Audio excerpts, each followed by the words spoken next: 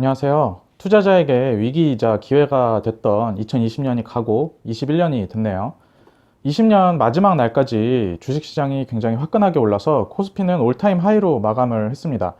2020년에 어떤 일이 있었고 거기서 무엇을 배울 수 있었는지는 여러 다른 채널 영상들이나 블로그 글에 많이 나왔으니 오늘은 21년을 맞이하는 투자자로서 어떤 것에 집중해야 하는지 이야기를 해보겠습니다.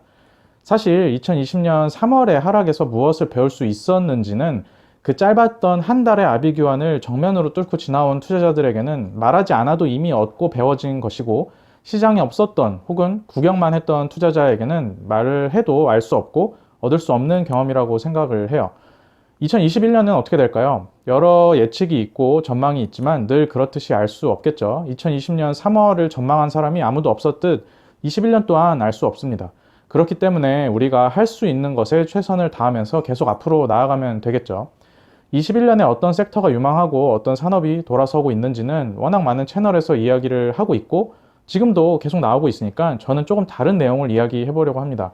2021년 투자에서 어떤 점을 생각해야 하는지, 마지막 부분에는 2021년 특히 조심해야 할 포인트는 어떤 것인지 이야기를 해보겠습니다. 자, 제가 이거 찍고 있는 게 1월 1일이고 아마 오늘이나 내일 중에 영상이 올라갈 것 같은데, 20년이 막 끝난 지금 각종 블로그나 카페 보면 2020년 수익 인증 글들이 상당히 많이 올라오고 있죠. 올해 코스피가 30% 올랐고 코스닥은 40% 약간 넘게 올랐으니 지수에만 투자해도 대충 30에서 40%쯤은 수익을 올렸겠죠. 실제로 그 정도 수익을 뽑고 계시겠죠? 다들 뽑고 계신가요? 스타일마다 다르지만 집중 투자하는 사람은 몇백 프로씩 뽑을 수도 있는 장이었고, 분산 투자를 한다고 해도 섹터 선택에 따라서 60에서 70%씩 뽑아낼 수 있는 장이었습니다. 많은 사람이 올해 수익이 상당히 괜찮았겠지만 그렇지 않은 사람도 상당할 거예요. 올해 강력한 화두가 FOMO였거든요. Fear of Missing Out. 소외당한 사람이 많았다는 의미인데, 반도체 같이 강한 상승을 뽑아내는 섹터에 투자하지 않은 사람은 상승장에서도 상당히 힘든 시간이었을 겁니다. 수익 인증만 봐도 남들의 수익 인증 글을 보면서 어떤 마음이 드셨나요? 특히 시장보다 언더퍼폼한 사람들은 마음이 굉장히 어려우셨을 겁니다. 마음이 어려우셨을 거라고 좋은 말로 표현을 했지만 한마디로 말하면 질투심 혹은 비교 심리가 마음을 지배했겠죠. 제가 투자에서 꼭 말씀드리고 싶은 것이 이 질투심과 비교 심리예요. 우리는 보통 어렸을 때부터 경쟁 관계에서 일생을 보내죠. 더 잘하는 사람이 자리를 차지합니다. 공부를 더 잘해야 좋은 대학에 가고 학점과 경력과 시험을 더 잘 봐야 좋은 회사에 들어가요. 그리고 회사에 들어갔다고 하더라도 거기서 사내 정치든 업무든 뭐든 어쨌든 더 잘해야 승진을 더 빨리 하겠죠. 그래서 이 주식시장에서도 남들보다 더 잘해야 한다는 심리가 자연적으로 강합니다. 특히 내가 아래로 봤던 사람이 나보다 투자를 더 잘한다거나 내 친구가 돈을 많이 벌었다고 하면 막 배가 아프고 질투심이 생기죠. 제가 2021년 투자를 이야기하면서 가장 먼저 꼭 해드리고 싶은 말은 투자는 남들과 경쟁이 아니란 점이에요. 특히 단순한 단면인 그 연간 수익률에 너무 집착하지 않아도 된다는 말을 꼭 해드리고 싶습니다. 투자는 나만 잘하면 돼요. 남들이랑 비교하고 질투하고 경쟁 심리를 표출한다고 내 수익률이 올라가지 않습니다. 아마 이 영상을 보는 사람들 중에 제 친구들도 조금 있는데, 제 친구들은 알 겁니다. 제가 경쟁심과 승부욕이 좀 남다르거든요. 저는 친구들이랑 PC방 가거나 예전에 플스로 위닝할 때도 이기기 위해서 게임하지 게임 자체를 즐기는 스타일은 아니었습니다. 맨 처음에 투자할 때도 비슷하게 했어요.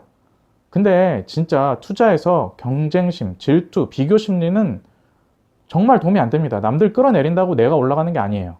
내 수익률이랑 저런 것들은 아예 관계가 없습니다. 애초부터 옆 사람이랑 경쟁 관계 자체가 성립을 하지 않아요. 내 자산을 들어 올리는 것은 복리이지 질투와 비교가 아닙니다. 오히려 경쟁하고 질투하고 비교하면 마음이 급해지고 내가 잘 설정해 놓은 투자 철학과 투자 방법론이 헝클어지게 돼요. 그리고 투자하다 보면 옆 사람한테 도움 받을 때가 많거든요. 특히 나보다 잘하는 사람이 좋은 아이디어를 주는 경우도 많습니다. 그런 게 좋은 투자로 이어지고 내 포트 수익률을 캐리할 때도 있어요. 근데 질투와 시기, 경쟁심은 그런 기회를 아예 날려버리죠. 하등 도움이 되지 않습니다. 진짜 딱 투자는 나만 잘하면 돼요. 그래서 내 투자에만 신경 쓰다 보면 내 투자 스타일과 철학, 방법론이 정해지게 되고 자연스럽게 거기에 맞춰서 각종 정보들과 아이디어를 필터링하게 됩니다. 저도 투자 초보고 주린이지만 진짜 아예 투자를 처음 하시거나 정말 저보다 더 초보이신 분들은 투자를 종목이라고 생각을 하거든요. 투자는 종목을 잘 잡으면 끝이라고 생각을 하는데 이게 가위바위보가 아니다 보니 종목 잡고 단판에 끝나지가 않아요. 종목들이 모여서 포트폴리오를 만들고 포트폴리오 안에서 비중에 따라 수익이 납니다. 그래서 종목보다는 구성이고 구성이 되면 비중으로 가야 되고 그 가운데 시간이 필요하거든요. 이 모든 것을 결정하고 판단하고 시간을 견딜 수 있게 만드는 게 내 투자 스타일과 철학과 방법론인데 그 근본을 흔드는 게 질투, 경쟁심, 비교심리라고 생각을 해요. 정말 나만 잘하면 됩니다. 그리고 저렇게 나만 잘하고 나의 투자 스타일이 생기는 중에도 자연스럽게 간간히 수익률이 덜 나오기도 해요. 투자라는 것은 참 신기하게 과학이나 수학같이 딱 증명하고 딱 떨어지는 것이 아니라서 어떤 준비가 되고 내가 갖춰지기 시작하면 수익이 뽑히기 시작하거든요. 진짜 그래요. 근데 그 준비되는 과정 안에서는 시장보다 덜 나올 수 있고 아예 마이너스가 찍힐 수도 있습니다. 그런데 길게 보면 어차피 겪어야 하는 시간이고 과정이거든요. 길이 바르다면 계속 해 나가시면 됩니다. 이때 주의하실 것이 수익률을 연말 단위 혹은 분기 단위 혹은 월 단위 뭐 주 단위로 체크하면서 막 좌절할 필요 없다는 것이에요. 월 단위, 분기 단위, 연간 단위 수익은 사실 의미가 없습니다. 내가 투자한 회사가 쭉 우상향할 수도 있지만 어떤 촉매 때문에 순식간에 재평가될 수도 있거든요. 지금 보여드리는 회사가 정말 대표적인 경우예요. 결국 돈을 충분히 벌 수 있지만 이걸 월 단위, 분기 단위, 연 단위로 수익률을 평가하면서 수익률이 안 나오니까 좋은 주식이 아니라고 혹은 내가 하는 투자 방법이 틀린 것이라고 단순하게 이야기할 수는 없어요. 월, 분기, 1년은 임의로 나눠 놓은 시간이지 그 기간이 뭔가 큰 의미를 가지는 것이라고 생각하지는 않습니다. 중요한 것은 지속 가능하고 연속적으로 큰 틀에서 우상향하는 안정적인 흐름을 만들어내는 것이지 특정 단위 수익이 아니거든요. 복리를 지속적으로 찍다 보면 어느새 내가 생각했던 위치 혹은 그 위로 와 있을 겁니다. 그런데 만약에 내 투자가 지속적으로 저조한 상태, 그러니까 지속적으로 마이너스를 찍는다거나 지속적으로 시장 대비 언더퍼폼하면 뭔가 문제가 있는 것이거든요. 예를 들어서 자산 배분으로 투자하신 분들은 올해 실적이 시장보다 당연히 낮을 수 있어요. 채권이나 달러가 포트에 섞여 있는데 주식시장 지수보다 수익률이 높을 수는 없겠죠. 그건 방법론 특성상 어쩔 수 없는 것이지만 자산 배분이 빛을 발하는 시기도 있어요. 그래서 단순히 올해만 놓고 시장 대비 언더퍼폼했다고 방법론이 맞냐 틀리냐를 말할 수는 없는데 5년이고 6년이고 지속해서 언더퍼폼하면 자신의 투자에 대해서 잘 생각을 해보셔야 됩니다. 내가 설정한 경로가 틀릴 수도 있다는 말이거든요. 혹은 다른 효율적인 경로가 더 있을 수도 있다는 말이니까 잘 생각을 해보셔야 됩니다. 마지막으로 21년 투자를 하면서 주의해야 할 점 딱 두 가지만 짧게 말씀드릴게요. 먼저 시장 하락에 대한 이야기예요. 자, 지금 시장이 상당히 뜨겁기 때문에 유튜브 경제 콘텐츠 중에 가장 인기 있는 것이 하락, 과열, 버블 이런 거에 대한 콘텐츠예요. 하락이 임박했다거나 지금 시장에 문제가 있다거나 버블을 경고하는 콘텐츠가 일견 타당해 보이기도 하고 논리적으로 보이기도 하거든요. 근데 꼭 말씀드리고 싶은 것이 하락을 미리 예단하지 말라고 말씀을 드리고 싶습니다. 특히 하락을 예측해서 곧버스, 인버스 투자하시는 분들 많거든요. 진짜 많아요. 2020년 6월, 11월에는 개인 순매수 1위가 곧버스였고요. 12월에는 2위가 곧버스였어요. 곧버스는 비용 구조 때문에 장기간 횡보를 해도 손실을 보는 상품입니다. 이거로 이익을 보려면 시장의 아래로 막 터지는 수밖에 없거든요. 곧버스를 해서 위아래로 수익을 모두 발라먹겠다는 생각은 방향성을 위아래로 정확히 맞추겠다는 굉장히 오만한 생각이라고 저는 생각을 해요. 정하락에 대비하고 싶다면 곧버스가 아니고 현금 비중을 좀 늘리는 게 훨씬 낫습니다. 그래야 계속 시장이 상승을 하더라도 그 와중에 사고 싶은 종목이 나오면 살 수 있어요. 시장의 역사를 보면 자산시장은 장기적으로 계속 우상향합니다. 너무 상식적이에요. 그리고 종종 쉽게 쏠림이 나오기도 해요.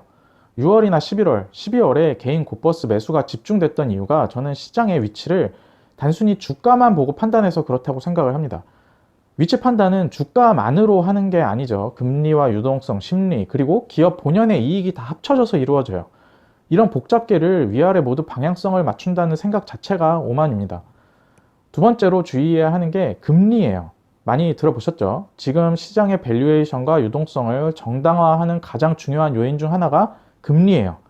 제가 예전에 몇 번 이야기를 드렸고 다른 매체를 통해서도 많이 들으셨을 텐데 제로금리는 이론적으로 무한대의 멀티플도 정당화 시키거든요. 그래서 조심해야 하는 것이 금리입니다. 2020년 3월을 보면 원래 이 감염병만으로 이렇게 주가가 빠질 거는 아니었어요. 막 1400까지 빠졌었죠. 근데 왜 금융시장이 괴멸 직전까지 몰렸냐면 회사채 시장이 붕괴될 뻔했거든요. 뉴스에 안 나오니까 잘 모르시는 분들도 계시겠지만 그때 회사채 시장 상태가 정말 심각했습니다. 글로벌 회사채 시장에서 매도 호가만 있고 매수 호가, 매수세 자체가 없었거든요. 그렇게 되면 당연히 회사채 리볼빙 자체가 안 됐겠죠. 그걸 단적으로 나타내는 것이 당시 금리였어요. 하이힐드 채권이나 회사채 금리나 발행 시장을 보면 진짜 처참했거든요. 저렇게 조달 시장이 망가지는 것과 유가 깨지는 것이 맞물리면서 미국 셰일 기업들 부실화와 거기에 엮인 금융기관 리스크 같은 것이 엮이면서 공포가 극에 달했던 것이죠.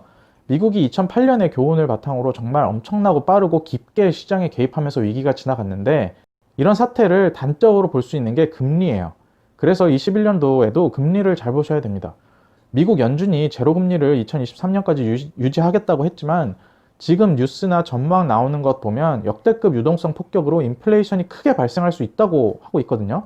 상황에 따라 미국 연준이 입장을 바꿀 수도 당연히 있고요. 지금 미국채 10년물 금리가 다시 오르고 있거든요. 일정 수준이 되면 분명히 연준이 압박을 받게 될 것이고 상승으로 쏠린 시장에 충격을 줄 수 있는 이슈가 될 수 있어요. 충분히 그럴 수 있어요. 그래서 하락을 미리 예단해서 움직일 필요는 없지만 금리는 동향을 보면서 투자를 이어나가셨으면 좋을 것 같습니다. 기준금리가 아니고 시장금리를 보셔야겠죠. 시장 위치 판단에 굉장히 중요한 단초를 제공하는 게 금리이기 때문에 금리는 꼭 주시를 하셔야 됩니다. 자, 2020년은 정말 역대급 시장이었어요. 아래로도 역대급이었지만 위로도 역대급 시장이었죠. 평상시 시장이 이렇지는 않아요. 2021년은 어떻게 될지 아무도 모르지만 시장에 따라 기본 원칙과 철학이 바뀌진 않죠. 원칙과 철학은 계속 유지하면서 21년에도 성공적인 투자를 이어나가셨으면 좋겠습니다. 제가 생각하는 특정 산업에 대한 이야기나 21년에 재미있는 이슈가 있는 기업들은 계속 하던 대로 따로 게시판을 통해 컨텐츠를 계속 올려보겠습니다. 네, 여기까지가 제가 오늘 드릴 이야기였고요. 새해 복 많이 받으시고 21년에도 계속 성공적인 투자 하셨으면 좋겠습니다. 저도 열심히 파이팅 하겠습니다. 네, 들어주셔서 감사합니다.